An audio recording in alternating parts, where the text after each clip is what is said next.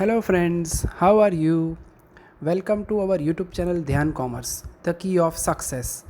Please like, subscribe, share and press bell icon for notifications. Thank you. जय माता जी all dear students, welcome to online lecture of Dhyan commerce MCom semester 4 में taxation subject के अंदर आज हम unit number 1 chapter number 3 देखने वाले हैं, managerial decision and tax planning. तो यहाँ पे हमें बोर्ड ऑफ डायरेक्टर से रिलेटेड कोई भी मैनेजरियल डिसीजन कैसे लेना हो तो उसका डिसीजन एंड टैक्स प्लानिंग कैसे करना है इसके बारे में हम डिस्कशन करने वाले हैं। तो चलिए आज के हमारे लेक्चर का फर्स्ट क्वेश्चन स्टार्ट करते हैं with introduction. First question, tax planning with reference to financial managerial decisions. Introduction, one of the objective of organization is to create the wealth and maximize this wealth. Management is responsible for any decision. Managerial decisions are influenced by a number of factors depending on the facts of a case. तो यहाँ पे कोई भी business unit हो, organisation हो, institute हो या फिर कंपनी हो, तो वो रन किस लिए होती है, किसके लिए बिजनेस चला रही होती है? तो अपना प्रॉफिट मैक्सिमाइज करने के लिए, अपनी वेल्थ मैक्सिमाइज करने के लिए, अपनी प्रॉपर्टीज संपत्ति जितनी हो सके उतनी ज़्यादा हो, ऐसा सबका मानना होता है। तो ये जो हमारे डिसीजन है उसके ऊपर डिपेंडेंट होता है। एंड हमारा मैनेजरियल जो डिसीजन होता है वो फैक्ट्स के ऊपर डिपेंडेंट होता है। तो वो कौन से फैक्टर्स है वो हम देखते हैं। First, short term decisions includes. तो शॉर्ट टर्म डिसीजन के अंदर आएगा फर्स्ट प्राइसिंग डिसीजन, मेक और बाय या फिर आउटसोर्सिंग डिसीजन। थर्ड, मेक और लीज डिसीजन। फोर्थ, एक्सपोर्ट और local sales decision. Then product mix decision. Then price mix decision and hire new employ और extra shift work to employ. तो ये जो सारे डिसीजंस हैं वो हमें शॉर्ट टर्म में लेने होते हैं, 1 महीने में, 2 महीने में या फिर हम मैक्सिमम टू मैक्सिमम कह सकते हैं 1 साल के अंदर। तो ये जो हमारे डिसीजन हुए वो short term decision. Then long term decision, तो यहाँ पे हमें 1 साल या उससे ज़्यादा के लिए लॉन्ग टाइम ड्यूरेशन के लिए अगर डिसीजंस लेने हो तो वो है एक्सपांड और कॉन्ट्रैक्ट डिसीजन, शट डाउन और continue decision, capital budgeting, raise fund by equity और डेब्ट, वो हमने तो लास्ट लेक्चर में ही देखा। तो ये जो सारे डिसीजन है वो हमें लॉन्ग टाइम ड्यूरेशन के लिए लेने होते हैं। क्लियर? क्वेश्चन नंबर 1, मेक और बाय और आउटसोर्सिंग डिसीजन। तो यहाँ पे कंपनी को कोई भी प्रोडक्ट खुद से बनानी चाहिए या बाहर मार्केट में से परचेज करनी चाहिए, उससे रिलेटेड डिसीजन लेना है। तो उसका एक्सप्लेनेशन हम देखते हैं। Enterprise has to decide whether it should make the product itself और whether it should buy it from the market. Enterprise जो है बिजनेस यूनिट, उसको प्रोडक्ट बाहर से परचेज करनी चाहिए मार्केट में से या फिर खुद से बनाने चाहिए। उससे रिलेटेड जो भी फैक्टर्स है वो हम डिस्कस करते हैं। फर्स्ट, मेक डिसीजन के factors. First factor, cost. The total cost of manufacture has to be compared with the total cost of purchase. A decision to buy the product may be taken if the total cost of purchase is less than making cost।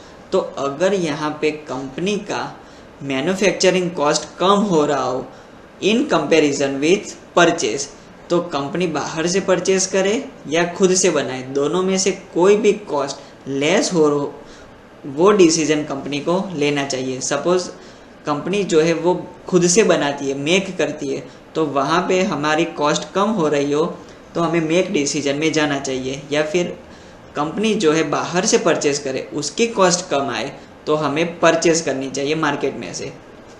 Then where an enterprise is already manufacturing the product and no fixed cost is required for additional units, the variable cost of additional units is required to be compared with the purchase price of additional units before making make और bye decision.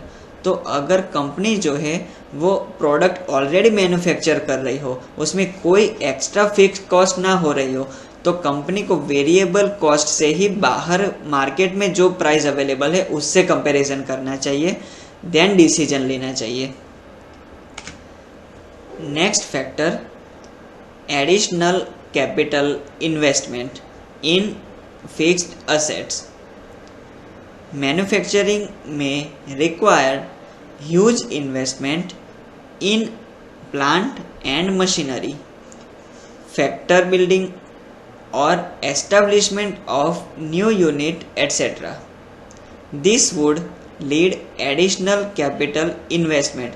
तो अगर company को खुद से manufacturing करना हो तो उसके हिसाब से मशीनरी भी चाहिए होती है, वो हाथ से तो प्रोडक्शन कर नहीं सकती, तो वो मशीनरी, प्लांट, फैक्ट्री जो है वो बहुत सारा फंड उसमें चाहिए होता है। तो हम एडिशनली कैपिटल इन्वेस्ट करें तो उससे हमारा प्रॉफिट कितना इंक्रीज होता है कि डिक्रीज, वो हमें ध्यान में रखते हुए कंपनी को मेक और बाय डिसीजन लेना चाहिए। Then third factor, the very first point is that whether the company has excess production capacity which can be used to produce the raw material। अगर कंपनी जो है वो अपनी प्रोडक्शन कैपेसिटी से ज़्यादा प्रोडक्शन कर रही हो तो हम जो है एक्स्ट्रा प्रोडक्शन नहीं कर सकते, लेकिन अगर प्रोडक्शन कैपेसिटी से कम हम यूज़ कर रहे हैं तो ही हम प्रोडक्शन कर सकते हैं, खुद से बना सकते हैं। Then next factor, availability of the raw material, a decision to make the product if the raw material of product is easily available, if not then buy from outside। अगर कंपनी जो प्रोडक्ट बना रही है उसका raw material हमें market में से available हो रहा हो तभी हम प्रोडक्शन करेंगे, लेकिन अगर हमें रॉ मटेरियल ही अवेलेबल ना हो तो हम जो है परचेस डिसीजन में जाएंगे, हम मार्केट में से प्रोडक्ट परचेस कर लेंगे। क्यों? क्योंकि रॉ मटेरियल अवेलेबल ना हो तो हम प्रोडक्शन ही कैसे करेंगे, इसलिए। Then next factor, availability of the product, a decision to buy may be taken if the product is easily available in the market, if not then make the product. अगर company को जो product चाहिए होती है वो market में regularly available हो तभी हम बाहर से परचेस कर सकते हैं, लेकिन मार्केट में प्रोडक्ट अवेलेबल ही ना हो तो हमें खुद से बनानी चाहिए, तो हमें मेक डिसीजन में जाना चाहिए। Then factor number 6, technology, a decision to make the product can be taken only if the technology for manufacturing is easily available at reasonable terms। तो हम कोई भी प्रोडक्ट बनाए उसकी टेक्नोलॉजी, लेटेस्ट टेक्नोलॉजी हमारे पास हो तो ही हम प्रोडक्ट मेक कर सकते हैं, बना सकते हैं, जनरेट कर सकते हैं, प्रोडक्शन कर सकते हैं। लेकिन हमारे पास टेक्नोलॉजी ही ना हो तो हम उसका प्रोडक्शन कैसे करेंगे, तो हमें कंपलसरी बाहर से ही प्रोडक्ट परचेज करनी होगी। Then next factor, the additional fixed cost which would be incurred when the part is to be manufactured must also be considered। अगर कंपनी को प्रोडक्शन करना होगा तो उसकी एडिशनल फिक्स कॉस्ट लगती है या नहीं लगती है वो हमें पहले देखना होगा। अगर फिक्स्ड कॉस्ट कांस्टेंट रहती है तो ही हम मेक डिसीजन में जाएंगे, लेकिन fixed cost and variable cost दोनों ही इंक्रीज हो रही हो तो हम बाय डिसीजन प्रीफर करेंगे। Then next factor, when the quality of the ultimate product may depend upon the quality of the parts, it would be better to make it so that the firm has not to be depend on the mercy of the suppliers for maintaining the quality of its product. अगर हम जो भी product बाहर से purchase करें उसकी quality जो है वो अच्छी ना हो, बैड क्वालिटी की हो, तो क्वालिटी मेंटेन करने के लिए हम प्रोडक्ट खुद से बनाएंगे ताकि हमारे प्रोडक्ट की क्वालिटी मेंटेन हो. Clear? Then next factor, when the supply of parts is not dependable and the production may be interrupted due to short supply of parts. For example, there may be transport difficulties. In such a case, the part has to be made in the factory to ensure continuous flow of production. अगर हम जो भी production कर रहे हैं उसका part जो भी हमें रिक्वायर्ड होता है वो बाहर से यानी कि मार्केट में से परचेस करें तो उसकी ट्रांसपोर्टेशन फैसिलिटी जो है वो इजीली अवेलेबल ना हो, रेगुलरली हमें ना मिल रहा हो, तो हम क्या करेंगे, खुद से ही प्रोडक्शन करेंगे. क्यों? क्योंकि हमारा प्रोडक्शन जो है वो स्टॉप ना हो जाए. तो कोई भी ऐसी दिक्कत आए कि बाहर से परचेस करें और हमारा जो रूटीन प्रोडक्शन है वो स्टॉप हो जाए, तो हम वो प्रोडक्ट भी हम खुद से ही बनाएंगे, बाहर से परचेस करेंगे नहीं. Then next factor, when the management wants to keep its design or process as a trade secret and does not want to pass that secret to the suppliers. तो यहाँ पे क्या होगा, कोई भी कंपनी हो वो अपनी डिज़ाइन जो होती है वो सीक्रेट रखना चाहते हो, मतलब उसकी कॉपीराइट की हुई हो, पेटेंट्स करवाया हुआ हो, तो वो हम खुद से मैन्युफैक्चर करेंगे, बाहर से परचेस करेंगे नहीं. क्लियर? देन बाय डिसीजन, हमें परचेस डिसीजन कब लेना चाहिए, तो उससे related first point, when the quantity of parts required is small. हमें छोटे छोटे हिस्सों में ही क्वांटिटी चाहिए, सपोज 1 या 2, होलसेल में ना चाहिए होती हो तो उससे ज़्यादा हमें चाहता हो हमें कोई भी एडिशनली जो पार्ट्स है वो हमें होलसेल में चाहिए होता हो बिग क्वांटिटी में, तो ही हम बाहर से परचेस करेंगे. लेकिन 1-2 के लिए हम खुद से प्रोडक्शन करेंगे नहीं, क्योंकि उसकी कॉस्ट जो है वो इंक्रीज हो जाती है. Then second point, when the supply from outside source is regularly available. तो हमें जो भी प्रोडक्ट चाहिए होती है उसका रेगुलरली बाहर से सप्लाई अवेलेबल हो, हमें एनी टाइम मिल रहा हो, वो प्रोडक्ट हमें मिल रही हो, तो हम बाहर से ही परचेस करेंगे, खुद से बनाएंगे नहीं. Then number 3, when special technique may be required to manufacture the part, skilled workers are not easily available. तो कोई भी ऐसी प्रोडक्ट हो जिसमें स्पेशलिटी चाहिए होती है, स्किल्ड वर्कर्स चाहिए होते हैं, वही हमारे पास ना हो तो बनाएंगे कैसे, तो उसे हम बाहर से ही परचेस कर लेंगे. Then next point, when more profitable alternative is available to use the spare capacity. Suppose हम हमारी प्रोडक्शन कैपेसिटी से कम यूज़ कर रहे हैं, तो जो हमारी रिमेनिंग प्रोडक्शन कैपेसिटी है उसमें हमें कोई एडिशनल प्रॉफिटेबल अल्टरनेटिव मिल रहा हो, तो हम जो प्रोडक्ट बनाना चाहते हैं उसे हम बाहर से परचेस कर लेंगे, और दूसरा जो मोर बेनिफिशियल अल्टरनेटिव है उसको हम प्रोडक्ट करेंगे, उसका प्रोडक्शन करेंगे ताकि हमारा प्रॉफिट इंक्रीज हो. Then next point, when the capital required for manufacturing part is not available in sufficient quantum.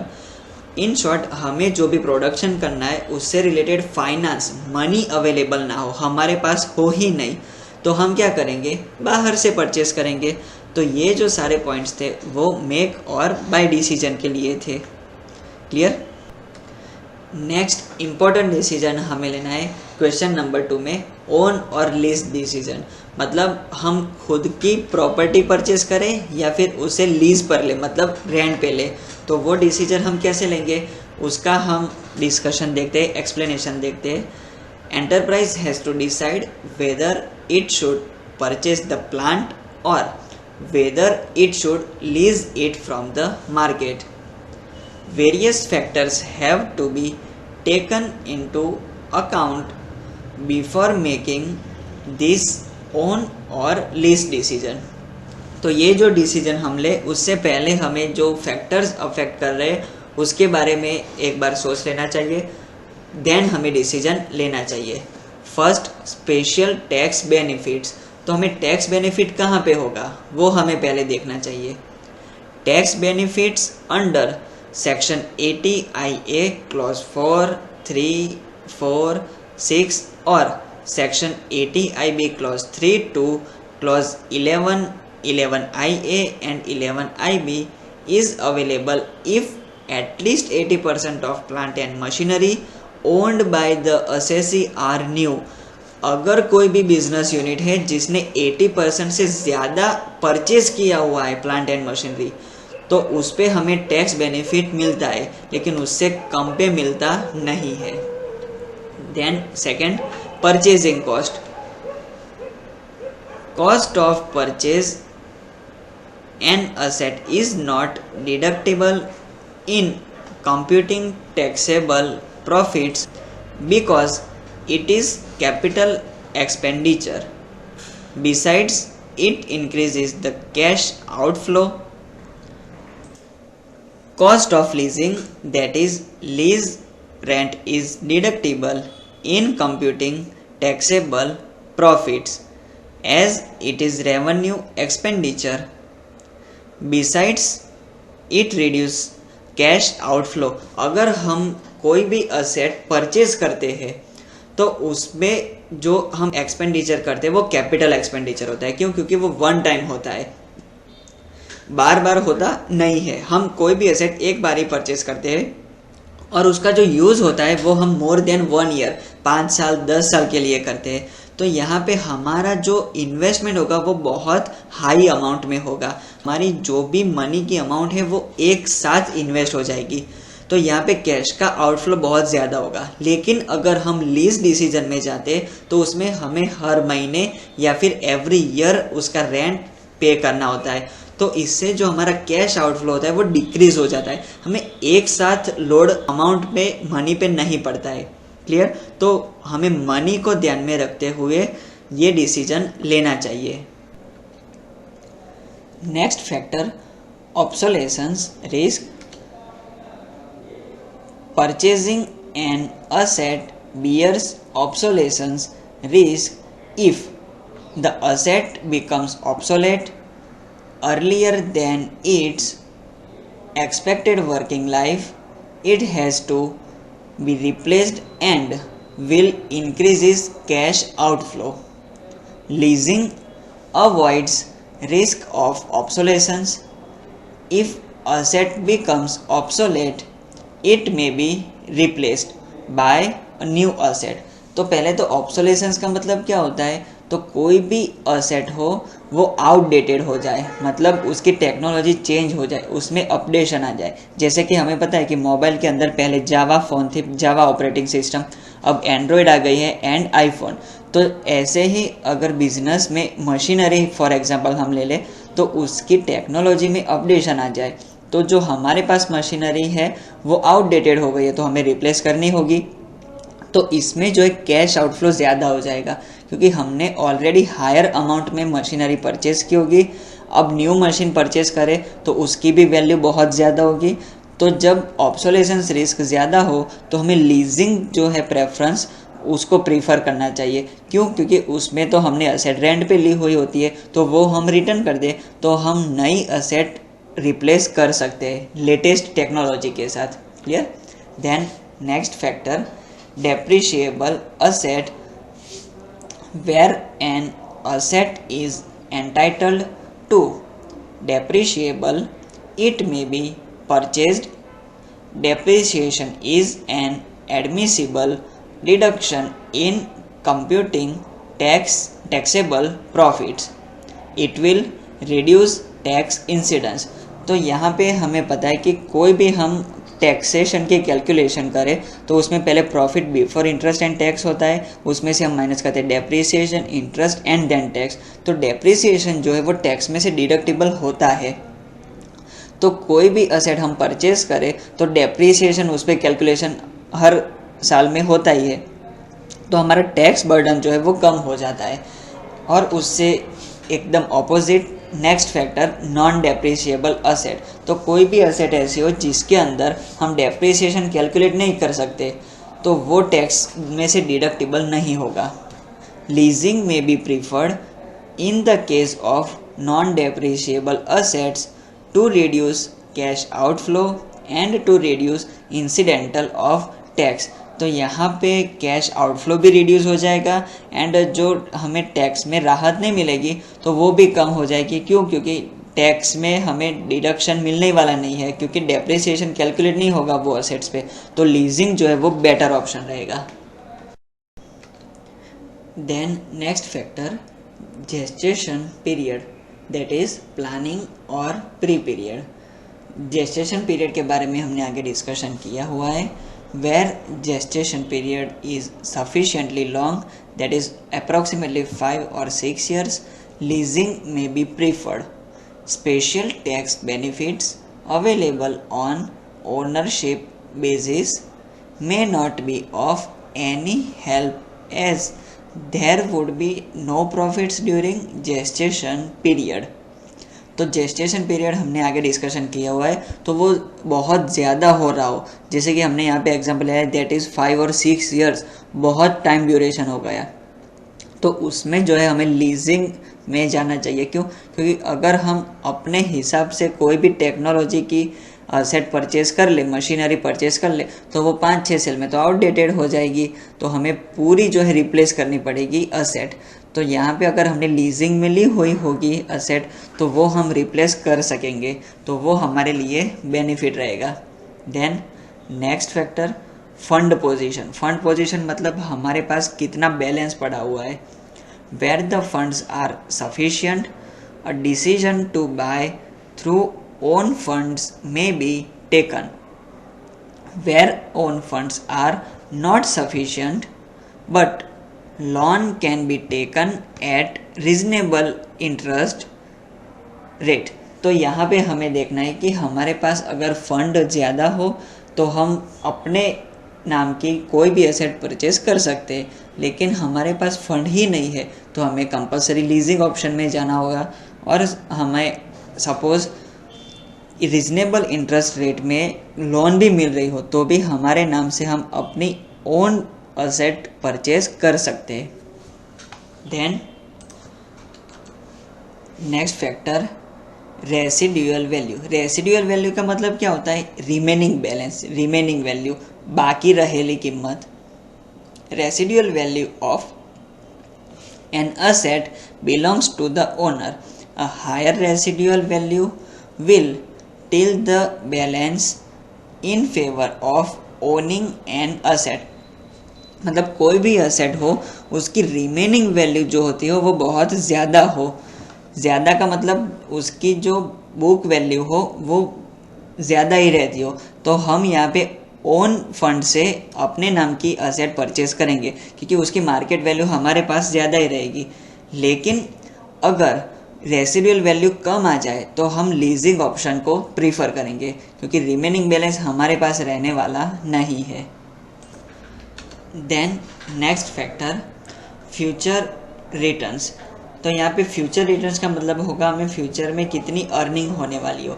Where future returns that is after tax are low but the decision to buy the asset through own funds may be taken. तो अगर हमारी income जो है, हमारा earnings वो कम हो रहा हो तो हमें ओन फंड से अपनी ही असेट परचेज करनी चाहिए. क्यों? क्योंकि अर्निंग कम हो रही हो तो उसमें हमें जो है रेंट दैट इज़ लीजिंग पे हमें हर महीने या फिर हर साल पे करना ही होता है.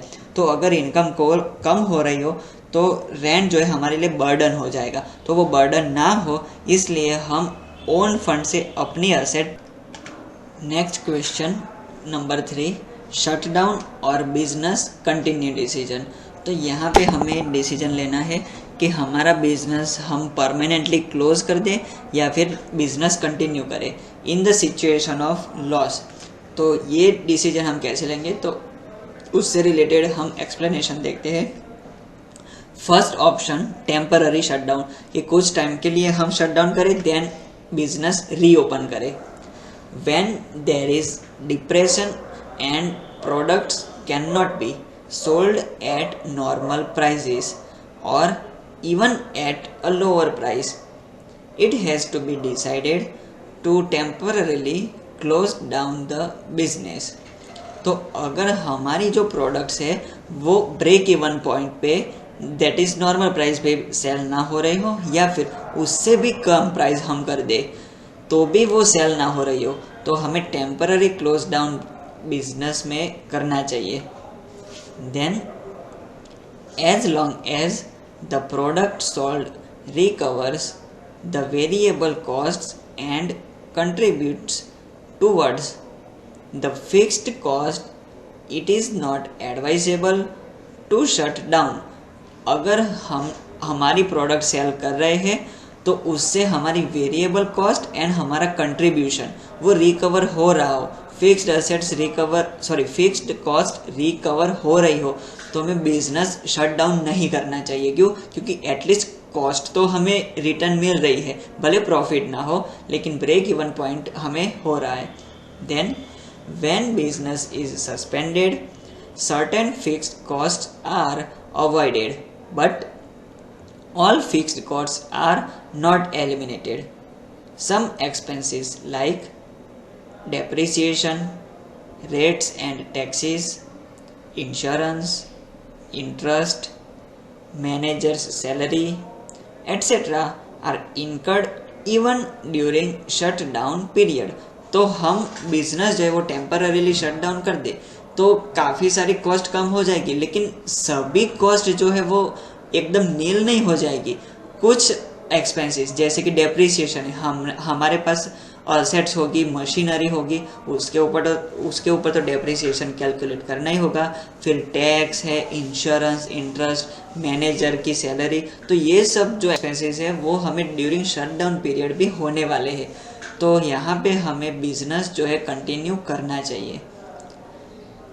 Then point number 1, to maintain the skilled workers, it would be better to continue the business even though enough contribution is not available। हमारे पास जो एम्प्लॉयज़ है, वर्कर्स है, वो स्किल्ड हो, एक्सपीरियंस वाले हो, तो वो दूसरी जगह पे, दूसरे कंपनी में, दूसरे बिजनेस में ना चले जाए, तो हमें बिजनेस कंटिन्यू करना चाहिए। अगर हमने शट डाउन कर बिजनेस तो हमारा जो मेन पावर है वो कहीं और शिफ्ट हो जाएगा। तो इसके लिए हमारा जो डिसीजन है वो कंटिन्यू रहना चाहिए। Next point, recovery of fixed cost.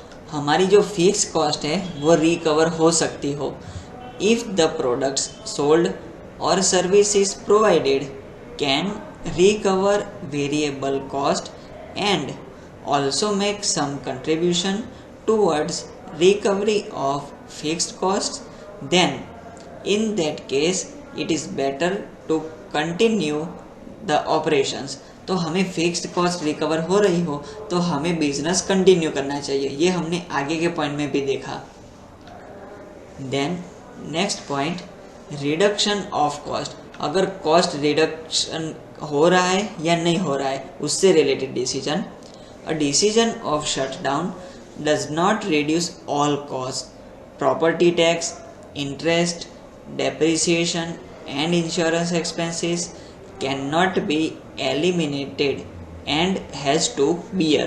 तो यहाँ पे हमने आगे भी देखा कि टैक्सेस है, मैनेजर की सैलरी है, असेट्स के ऊपर डेप्रिसिएशन है, कोई भी इंटरेस्ट है, तो ये जो सारे हमारे एक्सपेंसेस है वो हम बिजनेस कंटिन्यू करें या शट डाउन कर दे, ये तो हमें पे करना ही होता है।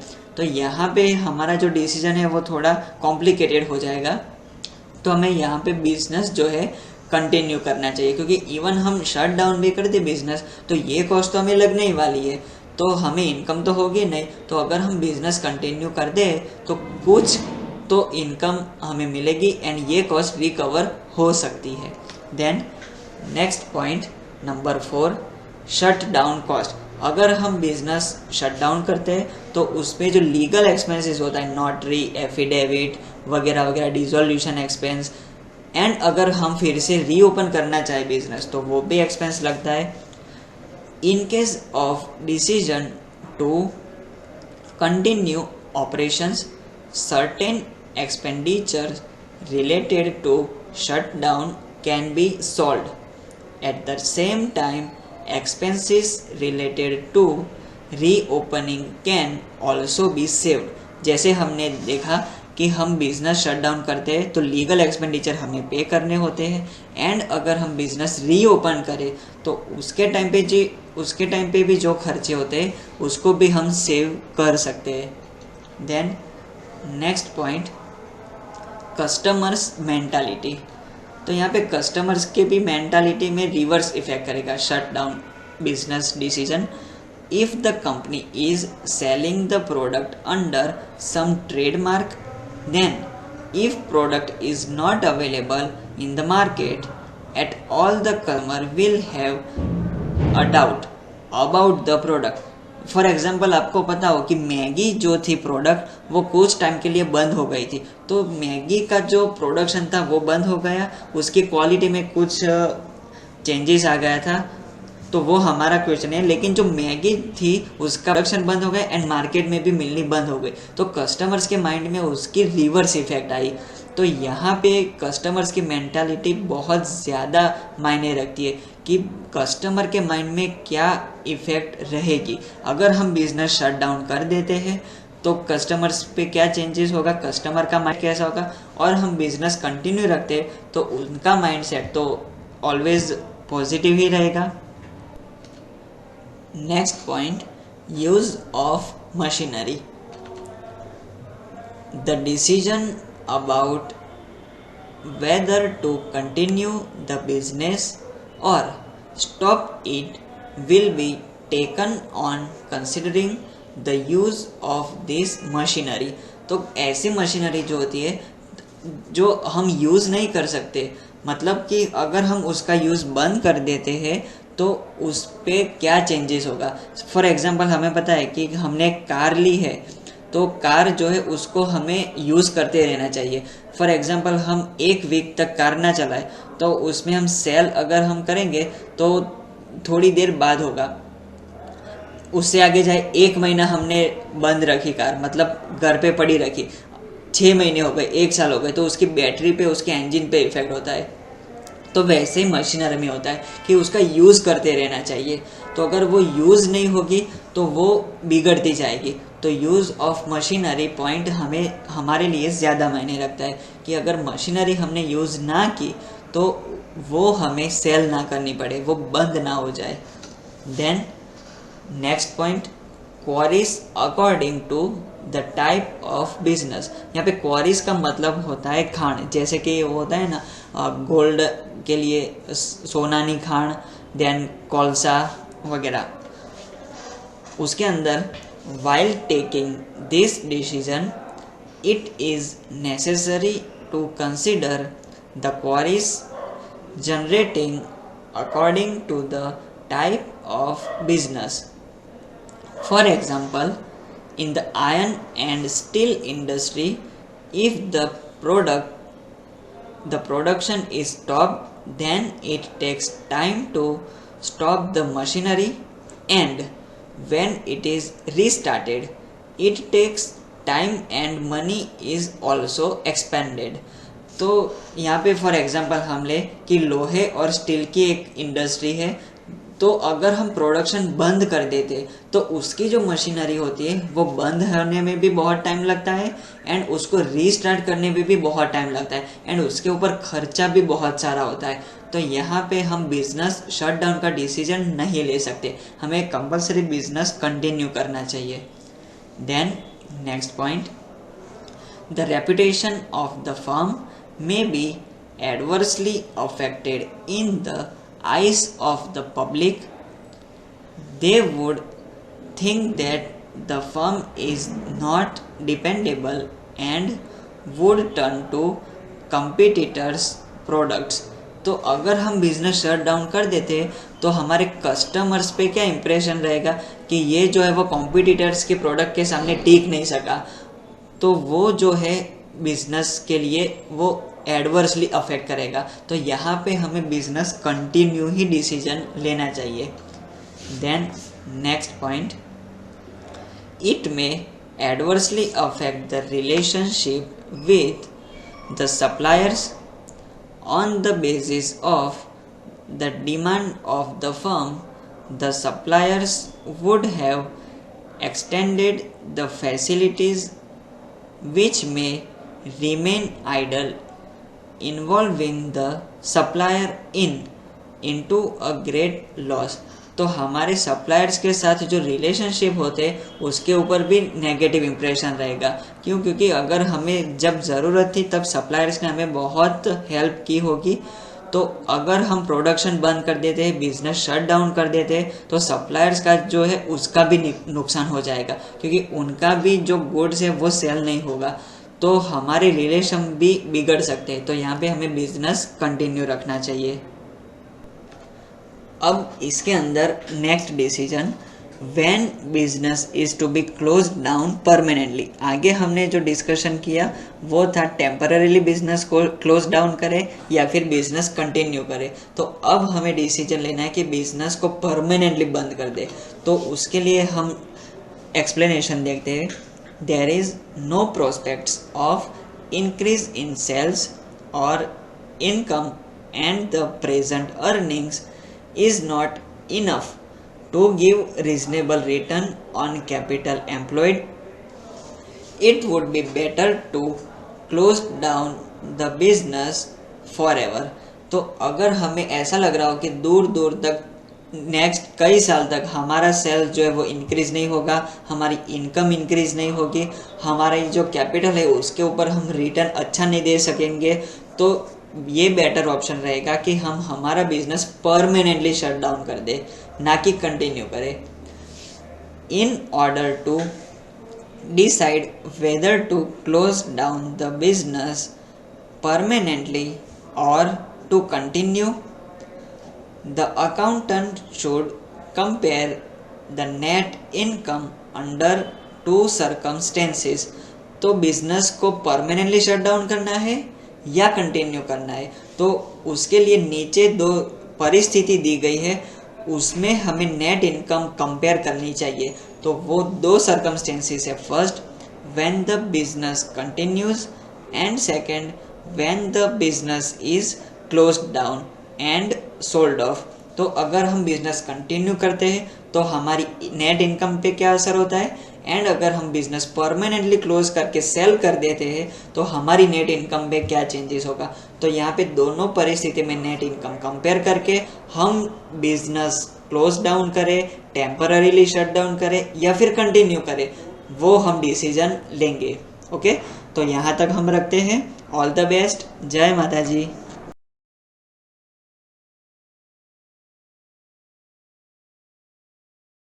Please like, subscribe, share and press bell icon for notifications.